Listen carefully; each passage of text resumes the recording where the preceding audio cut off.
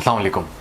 I'm Dr. Hafiz Ahmed Haroon. I am consultant rheumatologist and cosmetologist.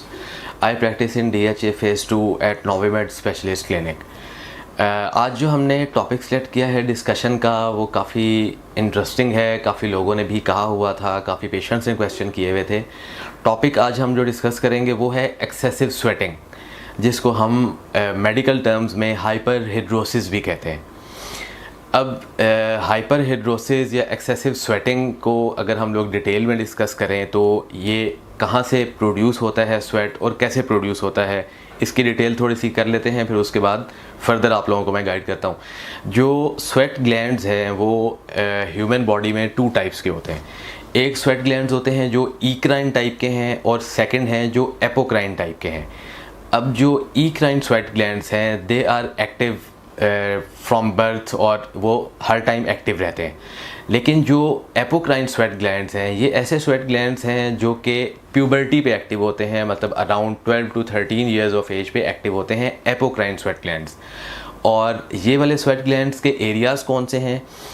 ये areas involve करते हैं जो कि अंडर आर्म्स वाला, जिनको एक्जिला कहते हैं, ये वाला एरिया इन्वॉल्व करते हैं, या जो ग्रॉइन वाला एरिया है जो प्यूबिक रीजन है उसको इन्वॉल्व करते हैं, या अराउंड एरियोला या निपल्स के अराउंड जो एरिया है उसको ये इन्वॉल्व करते हैं और ये एक्टिव होते हैं प्यूबर्टी में। अब जो मेनली क्वेश्चन होता है बहुत सारे पेशेंट्स का एक्सेसिव स्वेटिंग के हिसाब से, जिस तरह अभी आगे वेदर भी गर्मियों का आ रहा है, तो इसमें ये होता है कि एक तो उसकी कॉज रूल आउट करनी है कि एक्सेसिव स्वेटिंग क्यों हो रही है। बहुत सारे पेशेंट्स हमारे पास प्रेजेंट कर रहे होते हैं जिनको कोई अंडरलाइंग डिजीज़ है। जैसे अगर हम थायराइड रिलेटेड डिजीज़ की बात करें तो जिन पेशेंट्स में हाइपर थायराइड होता है उनमें एक्सेसिव स्वेटिंग होती है। कुछ पेशेंट्स ऐसे हैं जो कि थिन लीन हैं, उनका जो बेजल मेटाबॉलिक रेट है या BMI जिसको हम कह सकते हैं, बेजल मेटाबॉलिक जो इंडेक्स है वो उनका ज़्यादा होता है, पेशेंट ज़्यादा एक्टिव होता है या फिज़िकली ज़्यादा एक्टिव हैं लोग, तो उनमें एक्सेसिव स्वेटिंग होती है। थर्डली, कोई ऐसे फील्ड वर्कर्स हैं जिस तरह जिन्होंने आउटसाइड सूरज में काम करना है, गर्मी में काम करना है, उनमें एक्सेसिव स्वेटिंग होती है। तो स्वेटिंग की मल्टीपल कॉजेज़ हैं एक्सेसिव स्वेटिंग की। अब इसमें अगर हम लोग बात कर लें कि मैनेजमेंट क्या करनी चाहिए, एक तो सबसे मेन मैनेजमेंट ये है कि डेली वंस और ट्वाइस शॉवर ज़रूर लेना चाहिए, और स्पेशली जिस तरह अब आगे हॉट ह्यूमिड वेदर आ रहा है तो उसमें। सेकेंडली ये है कि जब किसी को स्वेटिंग हो रही है तो ये जो मैंने आप लोगों को अभी एपोक्राइन स्वेट ग्लैंड्स बताए हैं, ये वो वाले स्वेट ग्लैंड्स हैं जिनका ओडोर भी होगा, मतलब स्मेल भी होगी स्वेट की, और कुछ पेशेंट्स में इसका कलर भी होता है। जिस तरह होता है कई लोगों का कलर की वजह से, स्वेट के कलर की वजह से कपड़े ख़राब हो जाते हैं या उन पे भी कलर आ जाता है।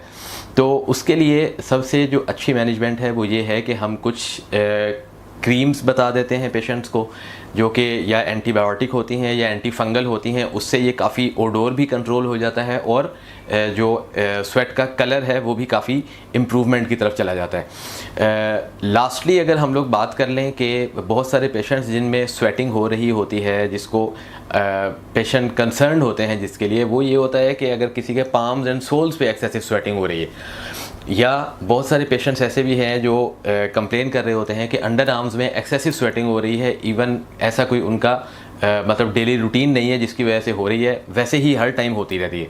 तो उसमें जो बेस्ट ट्रीटमेंट है वो हम लोग इंजेक्शन उसमें लगाते हैं, बोटॉक्स कहा जाता है उसको, बोटुलिनम टॉक्सिन। तो वो इंजेक्शन अगर हम लोग पेशेंट को लगा दें, जिस तरह पाम्स एंड सोल्स का मैंने अभी आप लोगों से इशू डिस्कस किया है, तो उससे बहुत अच्छी इंप्रूवमेंट आ जाती है। पेशेंट तकरीबन अराउंड फॉर 1 ईयर जो है उसका ये एक्सेसिव स्वेटिंग वाला इशू रिजॉल्व हो जाता है। और ये हम बोटॉक्स वाले जो इंजेक्शंस हैं ये हम अंडर आर्म्स की एक्सेसिव स्वेटिंग के लिए भी लगा सकते हैं। और इस टॉपिक से रिलेटेड फर्दर आप लोगों के कोई क्वेश्चंस हों तो आप लोग कांटेक्ट कर सकते हैं। Thank you.